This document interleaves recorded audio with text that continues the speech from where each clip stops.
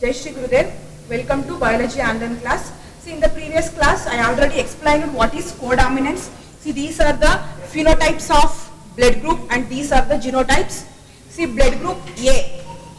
Idre genotype that is IA idre homozygous blood group A. IA small I idre heterozygous blood group A.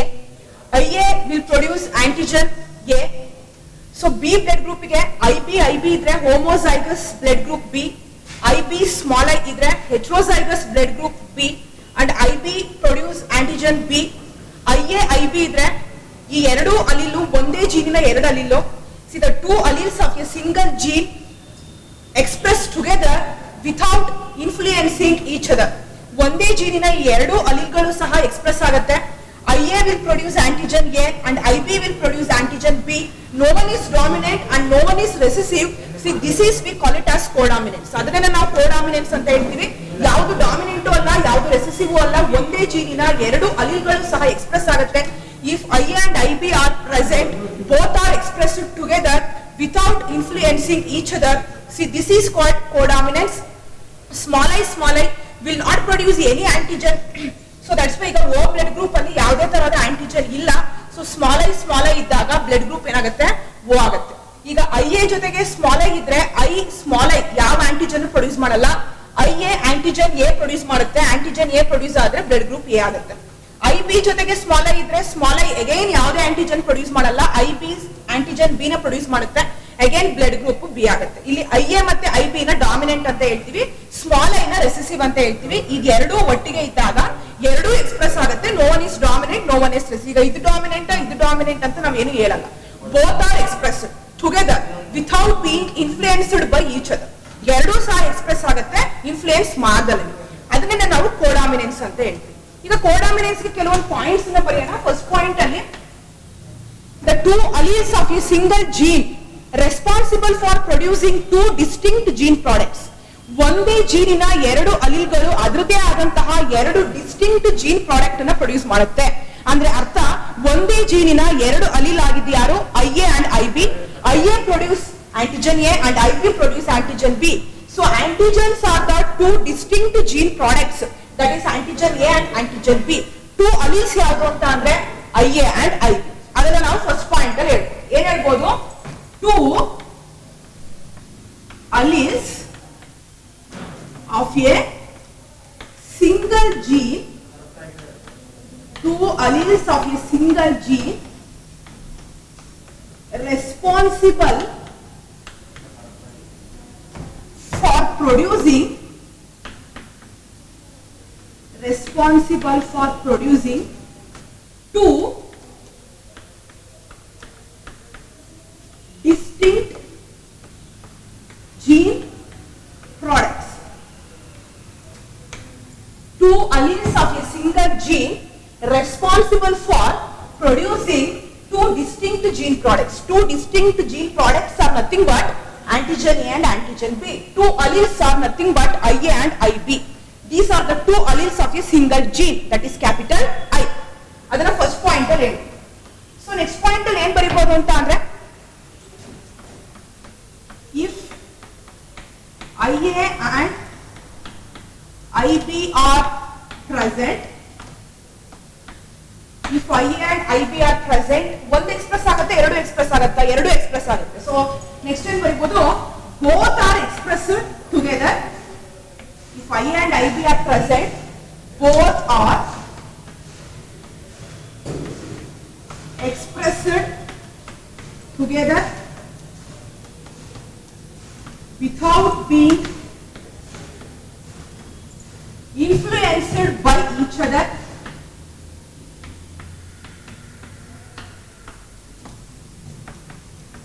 If IA and IB are present, both are expressed together without being influenced by each other.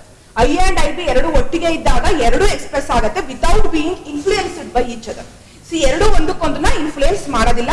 IA produce antigen A and IB produce antigen B. C antigen A and B are the two distinct gene products produced by the two alleles of a single gene. Both are expressed if they are present together. Both are expressed. That is codominance. So next point ಅಲ್ಲಿ ಇವಾಗ antigens ಅಲ್ಲಿ gene ಏನು ಅಂತ ಹೇಳ್ತಾ ಇದ್ದೀನಿ ನಾನು, two distinct gene products ಅಂದ್ರೆ antigens ಅಂತ ಹೇಳ್ತಾ ಇದ್ದೀನಿ. ನೆನ್ನೆ ಹೇಳಿದ್ರೆ ನಿಮ್ಮ NCERT ಟೆಕ್ಸ್ಟ್ ಬುಕ್ ಅಲ್ಲಿ ಆಂಟಿಜನ್ಸ್ ಬದಲು ಶುಗರ್ಸ್ ಅಂತ ಮೆನ್ಷನ್ ಮಾಡಿದ್ದಾರೆ ಅಂತ ಹೇಳಿದೆ. ಸೊ ಹಾಗಾಗಿ ಇನ್ನೊಂದು ಪಾಯಿಂಟ್ ಇಲ್ಲಿ ಏನಂತ ಬರೀಬಹುದು, if IA and IB are present together both will express their own type of sugars. So ಅಂತ ಅಂದ್ರೆ IA ಅದ್ರದೇ ಒಂದು ತರಹದ ಶುಗರ್ ಅನ್ನ ಪ್ರೊಡ್ಯೂಸ್ ಮಾಡುತ್ತೆ, IB ಒಂದು ತರಹದ ಶುಗರ್ ನ ಪ್ರೊಡ್ಯೂಸ್ ಮಾಡುತ್ತೆ. ಅಂದ್ರೆ ಅರ್ಥ ಏನು, IA ಪ್ರೊಡ್ಯೂಸ್ ಮಾಡ್ತಿರೋದು ಆಂಟಿಜನ್ A ನ, IB ಪ್ರೊಡ್ಯೂಸ್ ಮಾಡ್ತಿರೋದು ಏನನ್ನ ಆಂಟಿಜನ್ B ನ. ಸೊ ಹಾಗಾಗಿ ನೆಕ್ಸ್ಟ್ ಪಾಯಿಂಟ್ ಅಲ್ಲಿ ಏನ್ ಬರೀಬಹುದು, if IA and IB are present, if IA and IB are present together, both will express their own type of sugars. If IA and IB are present together, both will express their own type of sugars. So ಆ ತರನೇ ಹೇಳಿ. ಈಗ IA ಮತ್ತೆ IB ಎರಡು ಒಟ್ಟಿಗೆ ಇದ್ದಾಗ ಎರಡು express ಆಗುತ್ತಲ್ವಾ. So ಹಾಗಾಗಿ ಏನ್ ಹೇಳ್ಬೋದು, joint expression of both alleles of a single gene in heterozygous condition. Heterozygous condition ಅಲ್ಲಿ ಒಂದೇ ಜೀನಿನ ಎರಡು ಅಲೀಲ್ ಎಕ್ಸ್ಪ್ರೆಸ್ ಆಗ್ತಾ ಇದೆ, that is we call it as codominance ಅಂತ ಹೇಳ್ಬೋದು. ಸೊ ನೆಕ್ಸ್ಟ್ ಪಾಯಿಂಟ್ ಅಲ್ಲಿ joint expression of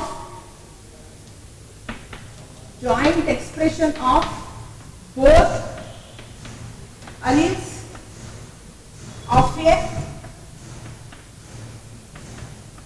single gene in heterozygous condition. Joint expression of both alleles. Both the alleles are nothing but IA and IB. Joint expression of both IA and IB. So that is in heterozygous condition. Both the alleles of a single gene in heterozygous condition is called codominance. So codominance ಗೆ ನಾವು ಇಷ್ಟು points ನ ಹೇಳ್ಬೋದು. First point ಏನಿರುತ್ತೆ, the two alleles of a single gene are responsible for producing two distinct gene products ಅಂತ ಹೇಳುತ್ತೆ. Next point ಅಲ್ಲಿ if IA and IB are present, both are expressed together without being influenced by each other ಅಂತ ಹೇಳುತ್ತೆ. If IA and IB are present together, both will express their own type of sugars ಅಂತ ಹೇಳ್ಬೋದು. And joint expression of both alleles of a single gene in heterozygous condition is called codominance. See, this is about codominance. And one example, ABO blood groups in human beings, ಅದರಲ್ಲಿ AB blood group ಅಲ್ಲಿ IA and IB ಎರಡೂ express ಆಗುತ್ತೆ. So that's why there is a production of both antigen A and B ಅಂತ ಹೇಳಿ. Let us see one more example for codominance, that is inheritance of coat color in cattle. One more example, inheritance of coat color in cattle. Inheritance of coat color in cattle. See, this is also one of the example for codominance. ಅದಕ್ಕೊಂದು genetic cross ಬರೆಯೋಣ. First, let us write parents. Parents ಅಲ್ಲಿ coat color ಅಲ್ವಾ, coat color red coat colour ಇರುವಂತಹ cattle ಮತ್ತೆ white coat colour ಇರುವಂತಹ cattle, ಇದೆರಡರ ಮಧ್ಯೆ breeding ಆದ್ರೆ ಏನಾಗುತ್ತೆ ಅಂತ. ಸೊ ನೆಕ್ಸ್ಟ್ ಸ್ಟೆಪ್ ಅಲ್ಲಿ ಜಿನೋಟೈಪ್ ನ ಬರೀಬೇಕು. ಜಿನೋಟೈಪ್ ರೆಡ್ಗೆ ಕ್ಯಾಪಿಟಲ್ ಆರ್ ತಗೊಳ್ಳೋಣ, ವೈಟ್ಗೆ ಸ್ಮಾಲ್ ಆರ್ ತಗೊಳ್ಳೋಣ. ಸೊ ನೆಕ್ಸ್ಟ್ ಏನ್ ಬರೀಬೇಕು, ಗ್ಯಾಮೆಟ್ಸ್ ನ ಬರೀಬೇಕು. ಸಿ ಪೇರೆಂಟ್ಸ್ ಅಲ್ಲಿ ಎರಡು ಅಲ್ಲಿಲ್ ಇದೆ, ಅದು ಸಪರೇಟ್ ಆಗಿ ಗ್ಯಾಮೆಟ್ಸ್ ಹೋಗೋದು ಎಷ್ಟು ಅಲ್ಲಿಲೋ, ಒಂದೇ ಅಲ್ಲಿಲೋ. See these allelic pair separated or segregated and gametes receives only one allele, that is capital R. ಇಲ್ಲೇನಾಗುತ್ತೆ ಸ್ಮಾಲರ್ ಆಗುತ್ತೆ. ಈ ಗ್ಯಾಮೆಟ್ ಜೊತೆ ಫರ್ಟಿಲೈಸೇಷನ್ ಆಗುತ್ತೆ, ಅಥವಾ ಈ ಗ್ಯಾಮೆಟ್ ಜೊತೆ ಫರ್ಟಿಲೈಸೇಷನ್ ಆಗುತ್ತೆ. ಕ್ಯಾಪಿಟಲ್ ಆರ್ ಸ್ಮಾಲರ್ ಬರುತ್ತೆ. See this is F1 generation. One generation ಅಂತ ಹೇಳ್ತೀವಿ. ಕ್ಯಾಪಿಟಲ್ ಆರ್ ಸ್ಮಾಲ್ ಆರ್ ಬಂದ್ರೆ ಏನಾಗುತ್ತೆ? ಇವಾಗ ಕ್ಯಾಪಿಟಲ್ ಆರ್ ಏನಾದ್ರೂ ಡಾಮಿನೆಂಟ್ ಆಗಿದ್ದಿದ್ರೆ ಕ್ಯಾಪಿಟಲ್ ಆರ್ ಎಕ್ಸ್ಪ್ರೆಸ್ ಆಗ್ತಾ ಇತ್ತು, ಅವಾಗ ರೆಡ್ ಕೋಟ್ ಕಲರ್ ಬರ್ತಾ ಇತ್ತು. ಬಟ್ ಇಲ್ಲಿ ಏನಾಗುತ್ತೆ ಅಂತ ಅಂದ್ರೆ ರೋನ್ ಕೋಟ್ ಕಲರ್ ಬರುತ್ತೆ. ರೋನ್ ಕೋಟ್ ಕಲರ್ ಬರುತ್ತೆ. ರೋನ್ ಅಂತ ಅಂದ್ರೆ ಈ ವೈಟ್ ಕಲರ್ ಇರುವಂತಹ ಈ ಕ್ಯಾಟಲ್ ಮೇಲ್ಗಡೆ ರೆಡ್ ರೆಡ್ ಪ್ಯಾಚಸ್ ಇರುತ್ತೆ. ಅಂದ್ರೆ ಈ ಒಂದು ಹೈಬ್ರಿಡ್ ಕ್ಯಾಟಲ್ ಅಲ್ಲಿ ವೈಟ್ ಕಲರ್ ಫರ್ರು ಇದೆ, ರೆಡ್ ಕಲರ್ ಫರ್ರು ಇದೆ, ಮೀನ್ಸ್ ಹೇರ್. ಸೊ ಈಗ ವೈಟ್ ಕಲರ್ ಕ್ಯಾಟಲ್ ಮೇಲ್ಗಡೆ ರೆಡ್ ರೆಡ್ ಪ್ಯಾಚಸ್ ಬರ್ತಾ ಇದೆ, ಅಂದ್ರೆ ಕ್ಯಾಪಿಟಲ್ ಆರ್ ಎಕ್ಸ್ಪ್ರೆಸ್ ಆಗೋದ್ರಿಂದ ರೆಡ್ ಕಲರ್ ಬಂತು, ಸ್ಮಾಲ್ ಆರ್ ಎಕ್ಸ್ಪ್ರೆಸ್ ಆಗ್ತಾ ಇರೋದ್ರಿಂದ ವೈಟ್ ಕಲರ್ ಬಂತು. ಒಂದೇ ಜೀನಿನ ಈ ಎರಡು ಅಲ್ಲಿಲೂ ಎಕ್ಸ್ಪ್ರೆಸ್ ಆಯ್ತು. ಯಾವ ಕಂಡೀಷನ್ ಅಲ್ಲಿ ಬರ್ತೀನಲ್ಲ ನಾನು? ಹೆಟ್ರೋಜೈಗಸ್ ಕಂಡೀಷನ್ ಅಲ್ಲಿ. That is joint expression of both alleles of a single gene in heterozygous condition is called codominance. See, in heterozygous condition you can't say capital R is dominant and small r is recessive. ನಾವು ಹೇಳಕ್ ಆಗೋದಿಲ್ಲ. ಹಾಗಾಗಿ ನಾನು first ಇದು dominant ಅಂತ ಹೇಳಲಿಲ್ಲ. ಇಲ್ಲಿ ಸುಮ್ಮನೆ ಕೆಲವೊಂದು ಆಲ್ಫಾಬೆಟ್ಸ್ ಮತ್ತೆ ಲೆಟರ್ಸ್ ನ ಯೂಸ್ ಮಾಡಿ ನಾವು ಕ್ರಾಸ್ ಅನ್ನ ಬರಿತಾ ಇದೀವಿ ಅಷ್ಟೇನೆ. ಇದು ಡಾಮಿನೆಂಟ್ ಅಥವಾ ಇದು ರೆಸೆಸಿವ್ ಅಂತ ಕಾನ್ಸೆಪ್ಟ್ ಇಲ್ಲಿ ಬರ್ತಾ ಇಲ್ಲ. ಯಾಕೆ ಅಂತ ಅಂದ್ರೆ ಹೆಟ್ರೋಜೈಗಸ್ ಕಂಡೀಷನ್ ಅಲ್ಲಿ ಕ್ಯಾಪಿಟಲ್ ಆರ್ ಸ್ಮಾಲ್ ಆರ್ ನ ಸಪ್ರೆಸ್ ಮಾಡ್ತಾ ಇಲ್ಲ, ಅದು ತನ್ನ ಡಾಮಿನೆನ್ಸ್ ಅನ್ನ ಎಕ್ಸಿಬಿಟೇ ಮಾಡ್ತಾ ಇಲ್ಲ. ಕ್ಯಾಪಿಟಲ್ ಆರ್ ಎಕ್ಸ್ಪ್ರೆಸ್ ಆಗ್ತಾ ಇದೆ, ಸ್ಮಾಲ್ ಆರ್ ಅನ್ನು ಎಕ್ಸ್ಪ್ರೆಸ್ ಆಗೋದಕ್ಕೆ ಬಿಡ್ತಾ ಇದೆ. ಸೊ ಹಾಗಾಗಿ ರೋನ್ ಕೋಟ್ ಕಲರ್ ಕ್ಯಾಟಲ್ ಬರ್ತಾ ಇದೆ. ಅಂದ್ರೆ ಅರ್ಥ ಏನು? ವೈಟ್ ಕಲರ್ ಇರುವಂತ ಕ್ಯಾಟಲ್ ಮೇಲ್ಗಡೆ ರೆಡ್ ಕಲರ್ ಪ್ಯಾಚಸ್ ಬರ್ತಾ ಇದೆ. ಕ್ಯಾಪಿಟಲ್ ಆರ್ ಎಕ್ಸ್ಪ್ರೆಸ್ ಆಗಿದ್ದಕ್ಕೆ ರೆಡ್ ಕಲರ್ ಬಂತು, ಸ್ಮಾಲ್ ಆರ್ ಎಕ್ಸ್ಪ್ರೆಸ್ ಆಗಿದ್ದಕ್ಕೆ ಯಾವ ಕಲರ್ ಬರುತ್ತೆ? ವೈಟ್ ಕಲರ್ ಬರುತ್ತೆ. ಸಿ, ಒಂದೇ ಜೀನಿನ ಎರಡು ಅಲೀಲ್ ಎಕ್ಸ್ಪ್ರೆಸ್ ಆಯ್ತು. That is two alleles of a single gene are expressed together without being influenced by each other. This is called codominance ಅಂತ ಹೇಳ್ತೀವಿ. ಸೊ ನೆಕ್ಸ್ಟ್ ಇವಾಗ ಏನಾಗುತ್ತೆ? F1 ಸೆಲ್ಫಿಂಗ್ ಮಾಡಿದಾಗ ಈ ರೋನ್ ಕೋಟ್ ಕಲರ್ ಕ್ಯಾಟಲ್ ಬಂದಿರುತ್ತಲ್ಲ ಅದನ್ನೇ selfing ಮಾಡಿದಾಗ, so that is Rhone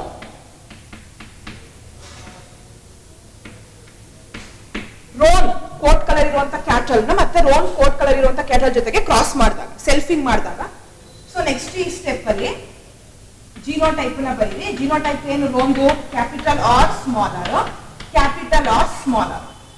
so next step ಅಲ್ಲಿ ಗ್ಯಾಮೆಟ್ಸ್ ನ ಬರೀರಿ. Parents contains two alleles and these two alleles are segregated from each other and only one allele received by gamete according to law of segregation. So 50% of the gametes contains capital R and the remaining 50% of the gametes contains small r. Again here also 50% of the gametes contains capital R and the remaining 50% of the gametes contains small r. So now let us write the possible genotypes obtained in F2 generation. Possible genotypes obtained in F2 generation. See, write down Punnett square here.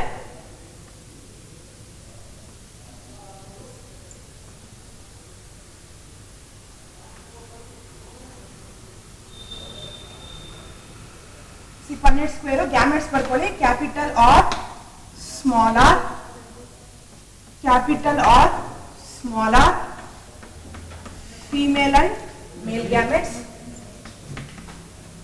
See, write down here F2 generation.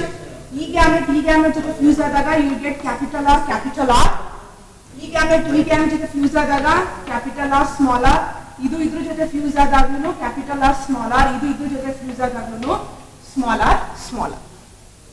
See, these are the possible genotypes obtained in F2 generation. Now let us write the phenotypes. Capital R ಬಂದ್ರೆ red colour express ಆಗುತ್ತೆ. See, ಇದು red coat colour ಇರುವಂತಹ cattle. Capital R small R ಬಂದ್ರೆ capital R dominant ಆಗಿದ್ರೆ red ಬರ್ತಾ ಇತ್ತು, but ಅಲ್ಲಿ capital R express ಆಗುತ್ತೆ, ಸ್ಮಾಲ್ ಆರ್ ಎಕ್ಸ್ಪ್ರೆಸ್ ಆಗುತ್ತೆ. Two alleles of a single gene are expressed together without being influenced by each other. That is called codominance. So ಹಾಗಾಗಿ capital R small R ಬಂದಾಗ ಯಾವ colour ಬರ್ತಾ ಇದೆ? Rhone ಬರ್ತಾ ಇದೆ. ಒಂದೇ ಜೀನಿನ ಎರಡೂ ಅಲೀಲ್ಗಳು ಒಟ್ಟಿಗೆ ಇದ್ದಾಗ ಎರಡೂ ಅಲೀಲ್ ಒಂದಕ್ಕೊಂದು ಇನ್ಫ್ಲೂಯೆನ್ಸ್ ಮಾಡ್ದಲೇನೆ ಎರಡು ಎಕ್ಸ್ಪ್ರೆಸ್ ಆಗುತ್ತೆ ಅಂತ ಅರ್ಥ. ಈಗ ಇಲ್ಲಿ ಏನ್ ಬರುತ್ತೆ? ರೋನ್ ಬರುತ್ತೆ. ಸ್ಮಾಲ್ ಆರ್ ಇದ್ದಾಗ ಏನಾಯ್ತು? ಇಲ್ಲಿ ವೈಟ್ ಆಯ್ತು. ನಾನು ಆಗ್ಲೇ ಹೇಳ್ದಂಗೆ ಈ ಕ್ಯಾಪಿಟಲ್ ಲೆಟರ್ ಸ್ಮಾಲ್ ಲೆಟರ್ ಸುಮ್ಮನೆ ಕೆಲವೊಂದು ಆಲ್ಫಾಬೆಟ್ಸ್ ನ ಯೂಸ್ ಮಾಡಿ ನಾವು ಕ್ಲಾಸ್ ನ ಬರಿತಾ ಇದೀವಿ. ಸೊ ಇದು ಡಾಮಿನೆಂಟ್, ಇದು ರೆಸೆಸಿವ್ ಅನ್ನೋ ಕಾನ್ಸೆಪ್ಟ್ ಇಲ್ಲಿ ನಮಗೆ ರಾಂಗ್ ಆಗುತ್ತೆ. ಯಾಕೆಂದ್ರೆ ಇದು ಎಕ್ಸ್ಪ್ರೆಸ್ ಆಗುತ್ತೆ, ಇದು ಎಕ್ಸ್ಪ್ರೆಸ್ ಆಗುತ್ತೆ. ಆಗ ಕ್ಯಾಪಿಟಲ್ ಆರ್ ನಾವು ಡಾಮಿನೆಂಟ್ ಅಂತ ಹೇಳಕ್ ಆಗಲ್ಲ, ಯಾಕಂದ್ರೆ ಅದು ಸ್ಮಾಲ್ ಆರ್ ಅನ್ನೋ ರೆಸೆಸಿವ್ ಜೀನ್ ಅನ್ನ ಸಪ್ರೆಸ್ ಮಾಡ್ತಾ ಇಲ್ಲ. Both are expressed. So F1 generation. And in F2 generation also you will get roan coat color, that is capital or smaller. In heterozygous condition, roan coat color is expressed. Even next nodi, write down here phenotypic ratio. So write down here phenotypic ratio.